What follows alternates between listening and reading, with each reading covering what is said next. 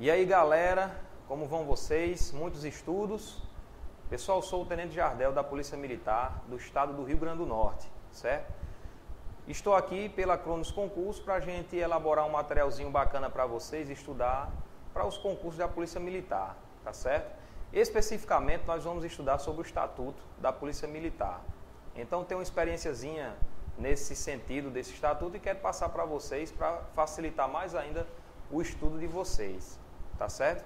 Então a gente vai trabalhar esse Estatuto, lembrando que muitos concursos da Polícia Militar de outros estados, eles pedem o Estatuto da sua força específica, né? Polícia Militar do Ceará, Polícia Militar do Estado da Paraíba, etc. Então, esse Estatuto, ele vai também facilitar para você que quer fazer, por exemplo, o concurso da Polícia Militar do Estado da Paraíba ou do Ceará. Tem muitas coisas que fazem referência a esses estatutos. Então, ele vai facilitar também o seu estudo. Então, assim, serve para você que vai querer fazer o concurso da Polícia Militar do Estado do Rio Grande do Norte e de outros concursos na área policial militar de outros estados, tá certo? Então, vai servir para você que quer conquistar essa brilhante carreira que é dentro da Polícia Militar, tá ok? Então, veja bem, na aula 1 nós temos aí o tema geral. Dê uma olhadinha aí no nosso slide, né? Conhecendo a lei número 4.630 de 16 de dezembro de 1976. Vejam aqui comigo, vejam que essa lei é de 1976, né? Porém, o nosso material, vocês vão ver, ele contempla artigos de lei bem recentes. Então, eu tive o cuidado de tentar atualizar, na medida do possível, o nosso material.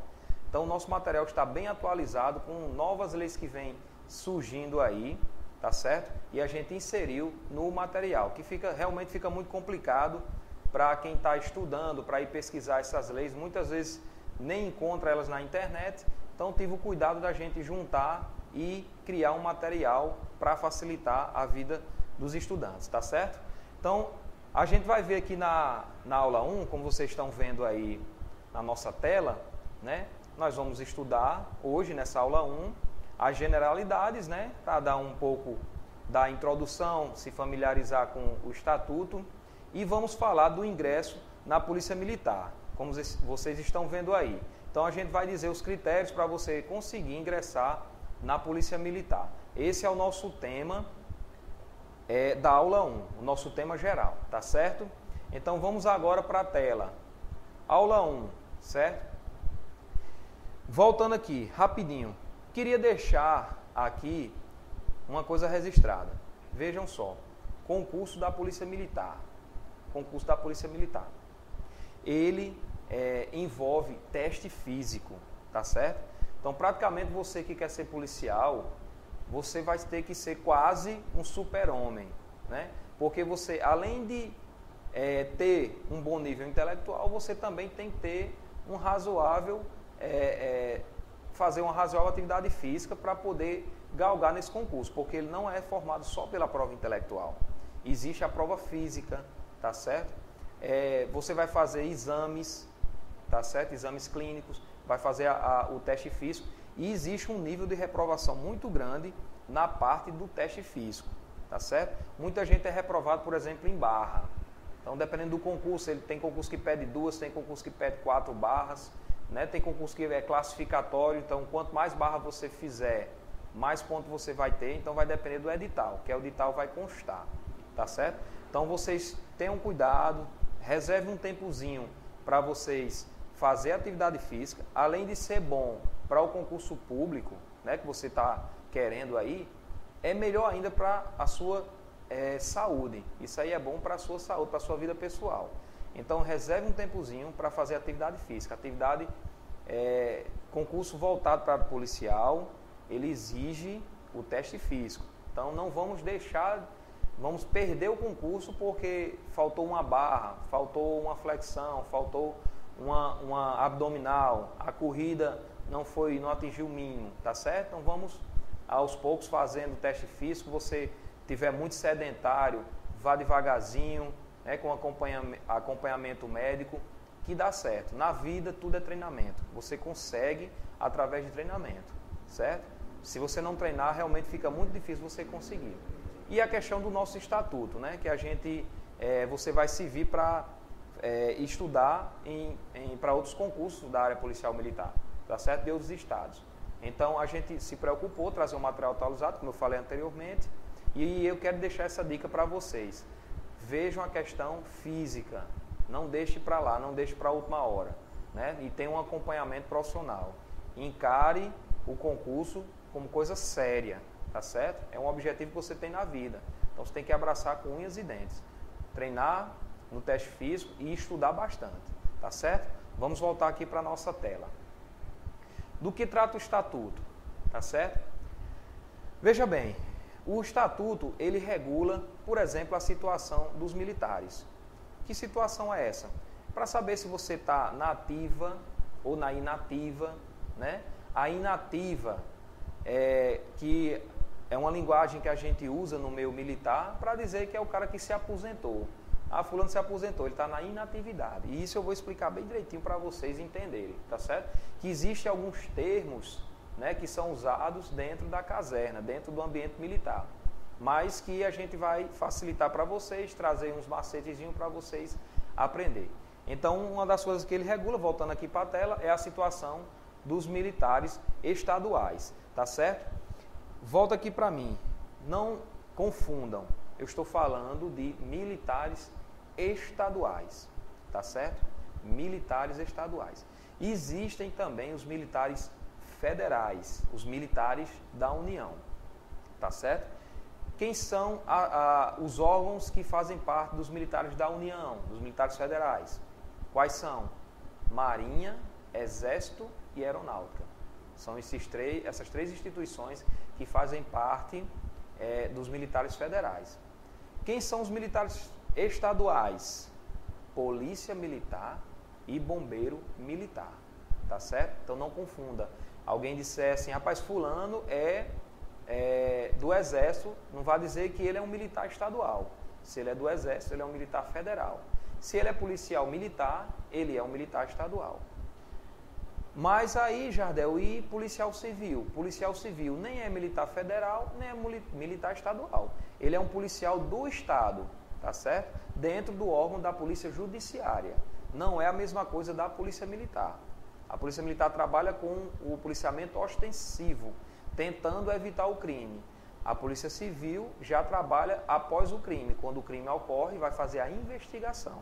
Então, não confunda essa questão de militar estadual com a Polícia Federal, que também não é a mesma coisa. Militar estadual, que policial militar, não é a mesma coisa também de policial civil. Tá certo? Então, não confundam. Preste atenção que existe essa diferença. Vamos voltar para a nossa tela. Regula também as obrigações e deveres, tá certo? Voltando aqui para mim, veja só. Obrigações e deveres. O policial militar, ele tem dentro do estatuto da Polícia Militar, ele tem as suas obrigações e os seus deveres, tá certo? Lá vai regular o que ele deve fazer, ele tem que ter uma conduta ilibada, né? Não pode estar em todos os ambientes. Então, tudo isso é o dever dele de fazer a sua função de forma correta, de forma legal. E o Estatuto vai trazer um norte para esse tipo de vivência, tá certo? Voltando aqui para a nossa tela. O Estatuto também, caros concurseiros, ele traz também direitos e prerrogativas, tá certo? Que são os direitos, o que o policial militar tem direito, por exemplo, férias, 30 dias. Se ele se casar, ele tem uma quantidade de dias específico, que a gente chama de núpcias, para ele poder gozar esse casamento e ter ficar disponível para viajar, etc. Então, isso são direitos que ele tem, que a gente vai estudar um por um, tá certo? E tem também as prerrogativas, que as prerrogativas, por exemplo, o policial militar, se ele for cometer um crime, por exemplo, na rua, estando de folga, cometer um crime, ele vai ser conduzido para a delegacia, por exemplo, mas ele não vai ficar preso na delegacia. Ele, depois do procedimento ser feito, ele vai ser conduzido para um batalhão de polícia militar. Então, isso, por exemplo, é uma prerrogativa, para vocês entenderem o que seria a prerrogativa, tá certo? Então, ele tem essa prerrogativa, ele não fica preso na delegacia, como qualquer outra pessoa, se for preso, vai ficar na delegacia. E ser encaminhado para o presídio, por exemplo. Então, o policial militar ele tem essa prerrogativa. Faz o procedimento normal da delegacia, e ele é encaminhado para cumprir a sua detenção num estabelecimento voltado para a Polícia Militar, que a gente chama de batalhão de Polícia Militar, tá ok? De olho na tela. Nós temos aqui, qual seria a finalidade do nosso estatuto? Bom, a finalidade seria a manutenção da ordem pública do Estado. Veja aqui comigo. Manutenção da ordem pública do Estado. Esse conceito, a finalidade da Polícia Militar é muito abrangente. Veja que em qualquer canto que tiver algum tipo de ocorrência, a Polícia Militar é responsável para manter a ordem pública, tá certo? Essa ordem pública do Estado. Então, a finalidade é muito abrangente. A nossa competência, a competência do policial militar é muito abrangente, tá certo? De olho na tela. Diz também o nosso estatuto que a Polícia Militar é força auxiliar e reserva do Estado, certo? Força auxiliar, reserva do Exército, melhor dizendo. Força auxiliar, reserva do Exército. O que quer dizer isso? Para vocês conseguirem fixar bem o conteúdo, certo? Conseguir fixar bem. Ele quer dizer com isso, não é que a Polícia Militar, por exemplo, está em segundo plano do Exército, por exemplo. Não. Ele quer dizer que é reserva auxiliar do Exército, no sentido de, por exemplo, ocorrer uma guerra, o Exército não dá conta, por exemplo, e aí vai chamar a Polícia Militar. Entenda a reserva como, por exemplo, você tem um jogo de futebol. Nós temos os titulares e nós temos o reserva. Então, se um titular se machucar, você vai botar quem? Um reserva. Então, é nesse sentido, tá certo? Polícia Militar, força auxiliar e reserva do Exército, nesse sentido. Caso o Exército haja necessidade de atuar e precisar da polícia. Chama a Polícia Militar, tá certo? De olho na tela. Veja bem, nós vamos entrar agora nas situações em que se encontram os policiais militares, né? Que eu tinha falado anteriormente. Nós temos aí, olho na tela, duas situações em que se encontram os policiais militares. Duas situações. Primeiro, eles podem estar na ativa, preste atenção na telinha aí, ó. Eles podem estar na ativa ou, como eu tinha falado anteriormente, na inativa, tá certo? São as duas situações em que se encontra o policial militar. Então, pessoal, pelo amor de Deus, cuidado, que isso é questão de concurso. Essa questão da diferenciação do que, o que é na ativa e o que é na inativa. Então, vou trazer bem direitinho aqui para vocês a diferença de ambos, para não ocorrer de vocês confundirem na hora da prova, tá certo? De olho na tela. Vamos lá. Na inativa, nós temos os policiais militares de carreira. Vejam bem, policiais militares de carreira. Quando nós entramos na Polícia Militar, nós temos uma carreira a seguir, tá certo?